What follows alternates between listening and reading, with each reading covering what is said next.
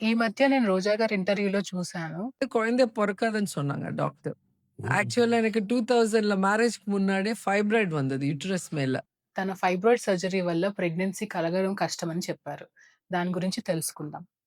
మామూలుగా ప్రెగ్నెన్సీ రాకుండా ఉండడానికి కారణం ఏమవుతుంది అంటే, ఒకవేళ లోపల ఉండే ఫైబ్రాయిడ్స్ ఆపరేషన్‌లో తీసేయడం వల్ల ఈ లైనింగ్ అనేది డిస్టర్బెన్స్ అవుతుంది. సో, ఇంప్లాంటేషన్ అనేది ప్రాబ్లమ్ అవుతుంది. కానీ రోజా గారి విషయంలో జరిగిన 100% మిరాకిల్ కూడా మనకు కూడా జరగొచ్చు. సో, అన్ని ఫైబ్రాయిడ్స్ అనేవి ప్రెగ్నెన్సీ కలగకుండా చెయ్యవు. ఏ ఏ ఫైబ్రాయిడ్స్ అలా చేస్తాయి అనేది ఏంటి అంటే, ఫైబ్రాయిడ్స్ లోపల ఉండే భాగాన్ని డిస్టార్ట్ చేసే ఫైబ్రాయిడ్స్ కలిగిస్తాయి ప్రెగ్నెన్సీ ప్రాబ్లమ్.